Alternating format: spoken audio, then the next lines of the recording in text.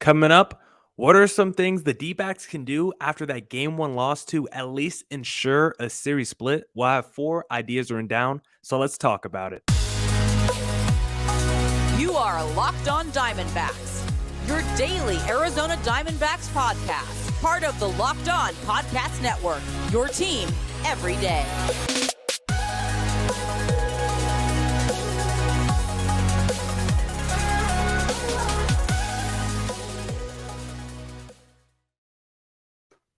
Millard Thomas of Locked On Diamondbacks here, part of the Locked On Podcast Network, your team every day. I'm a multimedia journalist and I'm a graphic designer, so please go check out my website, millardthomas24.myportfolio.com. I'm there you can see all my latest work, from my packages to my articles to my photos and my graphic design. If you want to see more content by me, just follow me on Twitter at CreatorThomas24 for my personal account, or just look up Locked On Diamondbacks, both Twitter and Instagram for the podcast handle. And of course, thank you for making Locked On Diamondbacks your first listen every day. I would not be able to do this podcast without you, my loyal listeners, sharing, subscribing, reviewing, doing all that so I could do this podcast for you. Thank you. It's free and available on all platforms, so please continue to tell your friends. Before we talk about things that, ideas I've written down to at least get the D-backs a series split, I first need to talk about game one in this series against the LA Dodgers, because if you want this to be a prove-it game for the D-backs, because they always come back against the bad teams, that's what they've been doing all week, well, better luck tomorrow, because this game was about two terrible things: terrible pitching and terrible defense at second base by Ketel Marte. Actually, it was just about defense overall at second base, because Ketel Marte played bad defense while Gavin Lux played good defense. So let's dive into it, because the Dodgers from the jump were all over the D-backs. I mean, in totality, the Dodgers scored 14 runs. They had 24 hits as a team. I mean, by the ninth inning, we had Jake Hager on the mound, a position player pitching, because it got so disgusting out there. And Castellanos was rocked from the jump. He gave up 6 runs in the first 2 innings of the ball game and just did not look good up there on the mound. I mean, he looked terrible up there on the mound. He looked bad, real bad. This start and the start against the Cardinals were the only 2 starts all season we've given up more than 3 earned runs. So Castellanos has been very serviceable this year, but the Cardinals, the Dodgers, those teams are above 500. So it's not a shock that Castellanos has struggled against the good teams this season. And the Dodgers hitters were locked in on his sinker ball.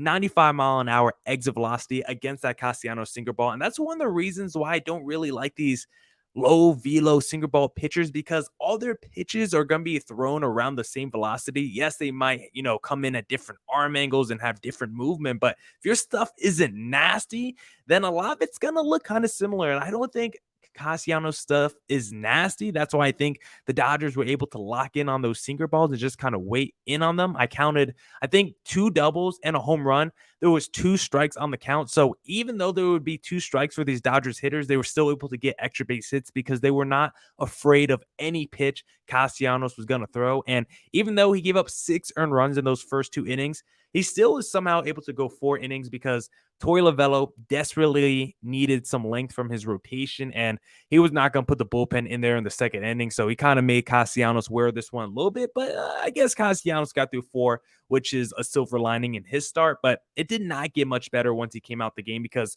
Luis Frias came in after him, and we all want Luis Frias to work out. I think Lindsey Crosby, one of his bold predictions was Luis Frias working out this season, and it did not work out for Luis Frias tonight, because that 6th inning seemed like batting practice for the Dodgers. I mean, every dude that came up felt like he got a hit or an extra base hit, if that. He gave up 4 earned runs in the 6th inning, and he just ballooned the lead to double digits. Luis Frias, as we talked about, he's got the stuff. His fastball averaged 96 miles an hour tonight, but guess what? The exit velo on his fastball averaged 94 miles per hour. So as fast as it came in, also left as quickly as well. He's got the nasty breaking stuff. He's got the velo. He's got the triple-digit velo. He's got the tools of a reliever, of someone who we don't currently have in the bullpen. Of course, we have Luis Frias there, but when Frias is not there, we don't have that triple-digit guy with the nasty breaking stuff. Frias' problem is he can't command his stuff, and that was evident again tonight against the LA Dodgers. And then Then, of course, after Frias came out, Caleb Smith had to get in on the action. He gave up a 2-run bomb to Chris Taylor in the 8th inning. This was just a terrible game by the starting pitching, relievers. It did not matter who came in. The Dodgers were locked in on whatever they were throwing. And the other negative of today was Ketel Marte's defense. I don't know what happened to Ketel Marte in today's game, but he had the yips, whether it be indecision on fielding balls. He didn't know whether to go for it or not, or whether it was just messing up when you did try to field those balls. It just did not look like good Ketel Marte defense tonight. And it's kind of funny because in that first game, in that first series against the LA Dodgers, it was Gavin Lux, their second baseman, the Dodgers second baseman, who seemed to have the yips. And he couldn't even make a throw to first base during that series. Do you guys remember that? He was struggling to throw the ball to first in that series. And you look at Ketel Marte tonight, he didn't have trouble throwing it to first, but it seemed like he had trouble picking the ball up in the first place. So hopefully Ketel Marte can get that figured out, because on the other side, Gavin Lux was incredible defensively tonight. I mean, he made some great stops in the infield. He saved a couple balls from leaving the infield, and maybe a run scored on one of those plays where Lux is not able to make the defensive highlight, but he was, and there was not a lot going for the Dbacks in tonight's game. Not a lot of silver linings overall, but one positive of the game was Christian Walker's solo shot for his 8th bomb of May. I believe he's tied for the most home runs against the LA Dodgers in the last 2 years, or maybe since 2019. I saw the stat come up on the ticker on the TV, so it might have been since 2019. I probably should have written it down, but I think he has 13 home runs against the Dodgers in the last 2 seasons, tied for the most with Fernando Tatis. Maybe it's the last 3 seasons. I should get that one corrected for you guys. I'm so sorry. But if you want to know about the home run some more, 106 miles an hour off the bat, 416 feet. So it was absolutely crushed by Christian Walker. So usually after the wins, we like to hand out 3 stars to 3 guys who we thought were the most impactful players in the game, right? The Coyotes do this. I don't know if every hockey team does this. Honestly, I only know about the Coyotes. I don't know a lot about the NHL. So I know the Coyotes like to hand out 3 stars after their home wins, and the D-backs didn't win today. So we're going to hand out 3 moons, because I want to think of what the opposite of a star was, and that's technically a black hole, but I felt like black hole was just a little bit too negative, a little bit too dark. So we're going with 3 moons. I chose the moon because it represents the players who played like it was time for night. So the 3 moons of the game.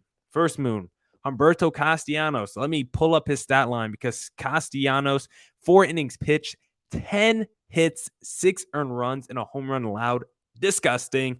Second moon of the game, Luis Frias. Dude, I want you to work out, but you have not been good every time I've seen you for the D-backs. 2.2 innings pitched, 8 hits, 4 earned runs, 2 walks. He has a 13.5 ERA. Now, the third moon of the game, Ketel Marte. Ketel, I love you. You were able to leg out a single toward the end of the game, but you were just terrible defensively tonight, and you are kind of hit or miss sometimes defensively at second base, and tonight was one of those nights where you were missing. So hopefully Ketel Marte can pick it up the rest of the series, because you can't play bad defense against this Dodgers team. Their offense is way too explosive. They will capitalize on your mistakes, and we saw a lot of mistakes by the pitching today that the Dodgers were able a lot of mistakes by the defense that the Dodgers were able to capitalize on. And hopefully over the next few days, the D-backs can capitalize on some of the Dodgers mistakes, because I got some ideas on how the D-backs could get a boost to beat the Dodgers. But maybe if the D-backs want a boost, they just have to eat a Built Bar, because we've been asking and Built Bar delivered. They now have Built granola bars, and they are absolutely delicious. So go get your own Built Bar, because like the Puff Bars, they're covered in 100% real chocolate. They are soft. They are easy to chew. The reason why I love Built Bars is because I'm a health conscious guy. I try to work out when I can. I try to eat healthy, but the problem is I have a sweet tooth. I like to eat junk food, but it's okay, because Built Bar tricks me. In reality, I think that I'm eating I got that backwards. In reality, I'm eating a protein bar when I think that I'm eating a candy bar. So Built Bar does a great job of tricking me in that area. I'm actually eating something healthy when I think it's a dessert. So if you want your own Built Bar, just go to built.com. Use promo code LOCK15 to get 15% off your next order. Promo code LOCK15 for 15% off at built.com. All right.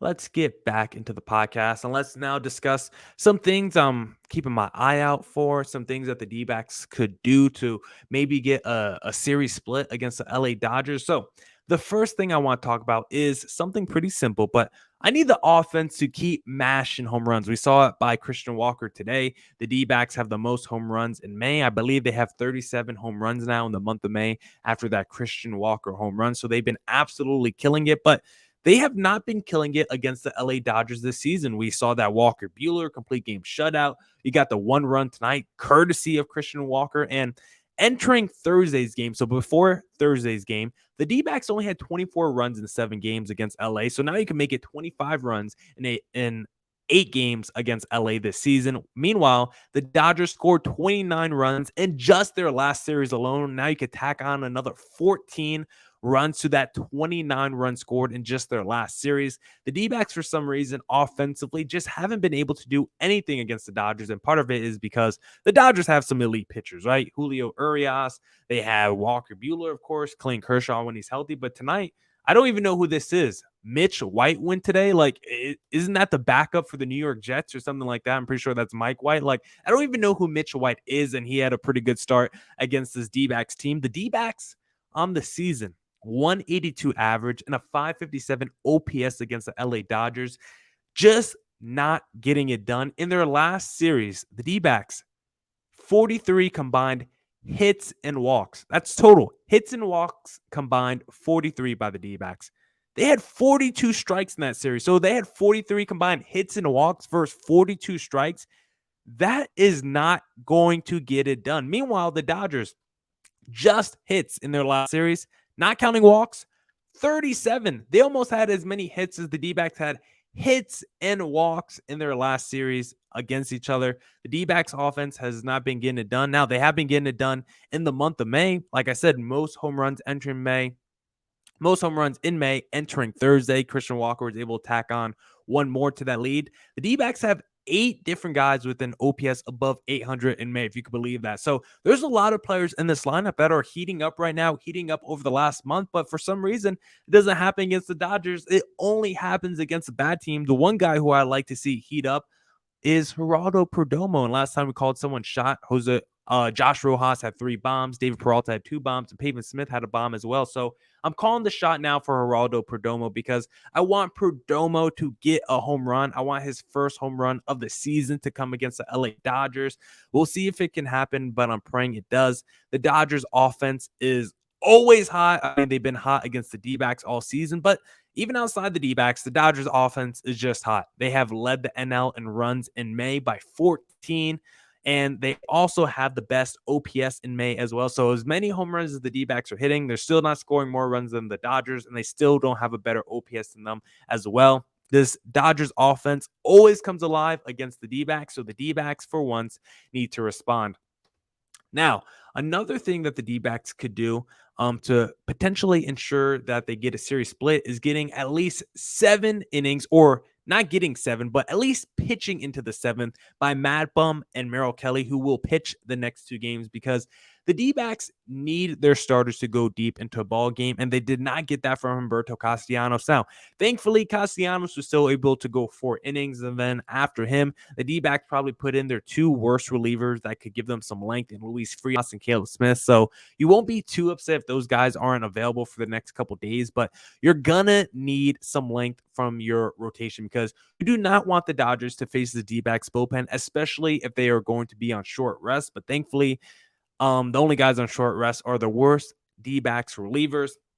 And the thing is about the Dodgers that's kind of interesting is the Dodgers are actually worse against the bullpen compared to the starters. So for the D-backs, if you could get your starter to go 7 innings, that's the hard part. That's the Dodgers key in on your starters. They have like an OPS above 800 against starting pitchers. So if you could get Merrill Kelly and Madison Bumgarner to go and pitch into the 7th, and then you get the ball in the hands of your best relievers, that's your best chance to beat the Dodgers. You have to have your starters actually perform well, go deep into the ball game, because you actually have a better chance to beat them once you hand the ball over to your bullpen. For some teams, once they get to the bullpen, then it feels like that offense gets unlocked. For the Dodgers, it's actually the opposite way. The more you see the more turns to the rotation that a Dodgers team gets to face the starting pitcher, the better they do. So that's the toughest part.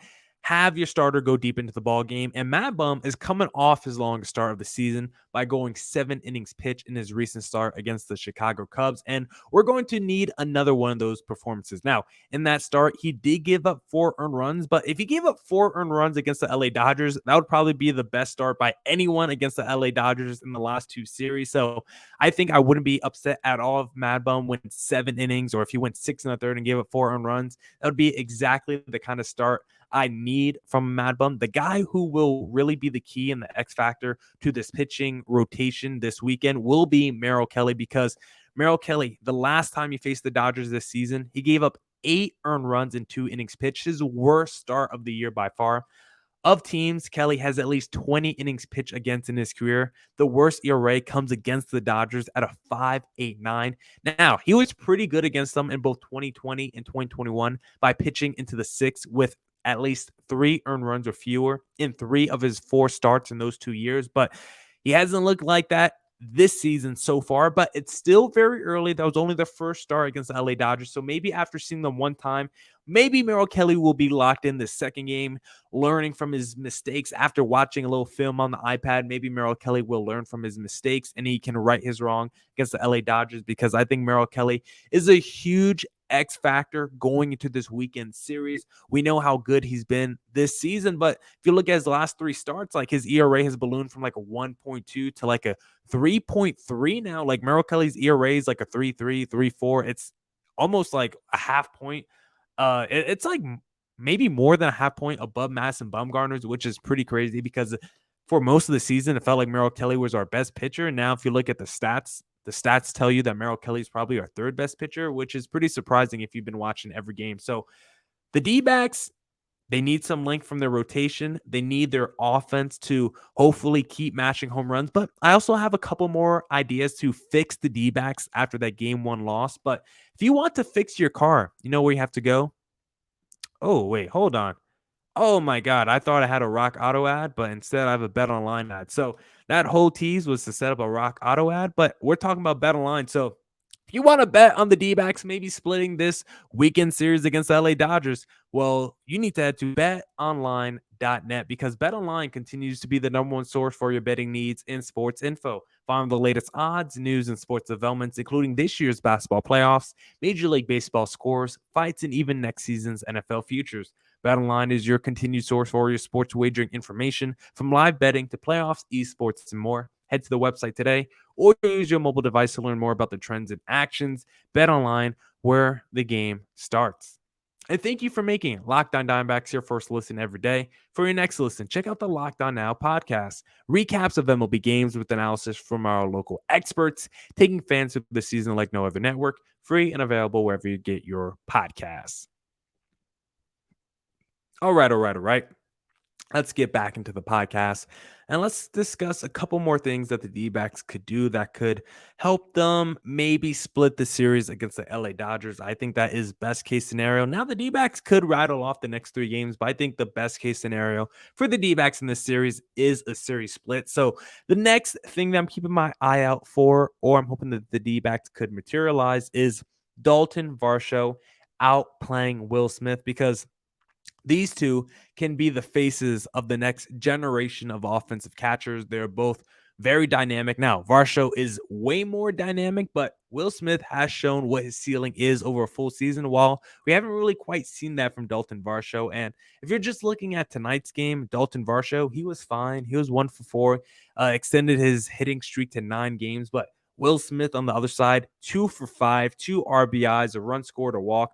Will Smith got the better of this matchup in game one at least. And considering Dalton Varsho is a top 3 D-back, we need him to play out of his mind both on the field and at the plate. And I think a good measuring stick to see if he is doing that is comparing him to Will Smith during this series. It's hard to see the D-backs winning a series when arguably their most dynamic player in Dalton Varsho is being outperformed by the Dodgers, maybe 4th or 5th best position player. And that's not any disrespect to Will Smith, because Will Smith, in terms of Major League Baseball, is top 5, 4, 3 catcher. Like, Will Smith is one of the best catchers in baseball. Offensively, he's probably top 2, top 3, right there with Salvador Perez. So saying he's the 4th or 5th best player on the Dodgers, not disrespect to Will Smith, because he's arguably the best catcher in baseball.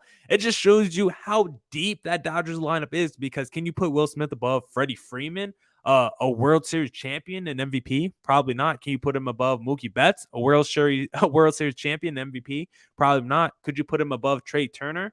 Was he on that 2019 national team? Yes, he was a World Series champion.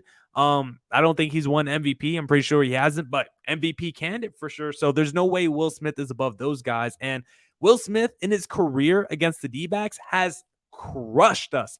302 average, 1013 OPS, 9 home runs, and 36 games against the D-backs. Meanwhile, the other side, Dalton Varsho in 27 games against the Dodgers, 165 average and a 507 OPS. We need great Dalton Varsho to be competitive in the series and to maybe split the series. And so far, through game one, Will Smith is winning this matchup, but we still got 3 more games left. So I'm counting on you, Dalton Varsho, to pick it up.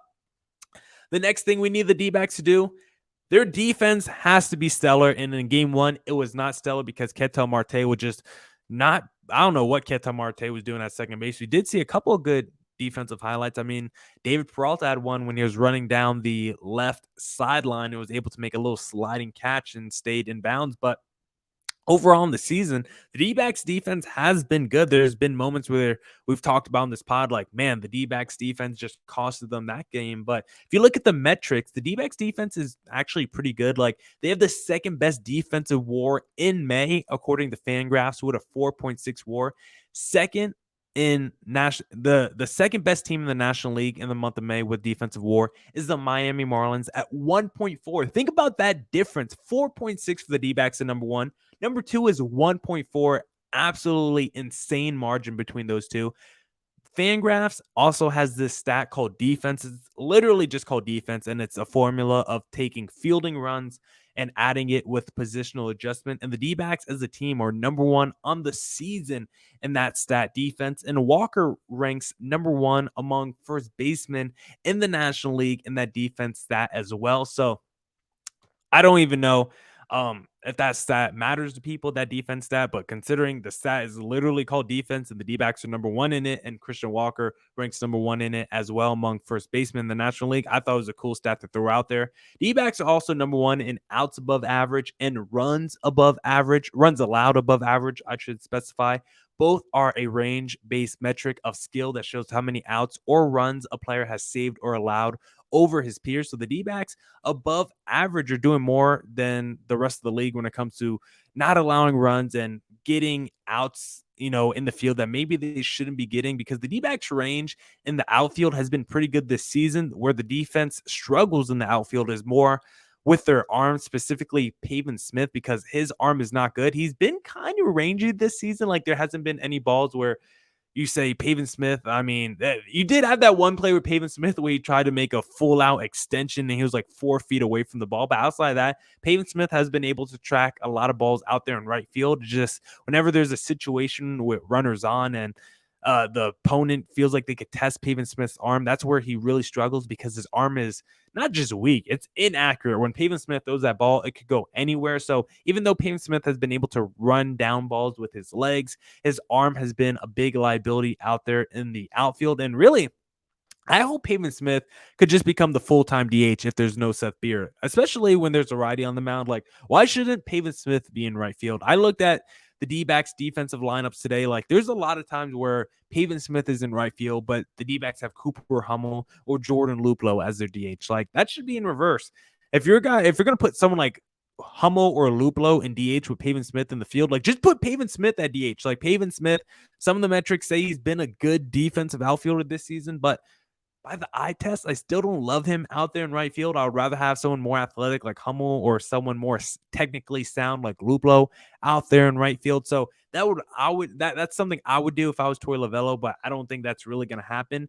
Pavin Smith has been playing a little bit more DH recently, but he's also been batting more at the top of the lineup. So I don't know how Torey Lovullo is going to use Pavin Smith. It's very interesting how he uses him. I think because he was a former first-round pick, he's got the pedigree. I think there's a little bit more investment in Pavin Smith, obviously, so they give him as many opportunities as possible to prove himself. And Pavin Smith over the last couple of weeks has been performing well. So that's why I want to see him at DH, because I don't need him playing in the field. I just want him to work on his offense. And he's been able to tap into some power recently that I hope he continues to improve upon. And just continue to speak about the defense like we mentioned before. This Dodgers offense is too explosive and they capitalize on mistakes. And so defensively, you have to play clean baseball and give yourself every advantage if you're the D-backs, because those are my 4 things that I'm watching out for this series. But what I want most of all, like I said, it's just a series split against this Dodgers team. Game 1 didn't go well, but we still got Mad Bum and Merrill Kelly on the bump the next 2 games.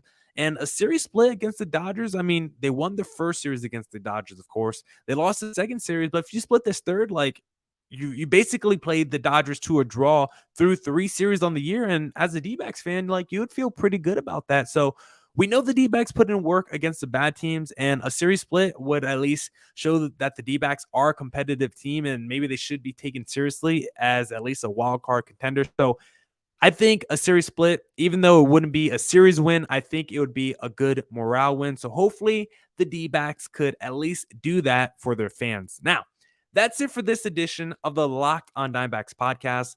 Come back next week for more Diamondback news coverage and insight. Catch up on any pods you might have missed this week. As always, thank you for tuning into the Locked on Diamondbacks podcast. Thank you for making it your first listen every day. For your next listen, check out the Locked on MLB podcast with your pal and my pal, Sully Baseball. And as always, stay safe and stay healthy. Deuces!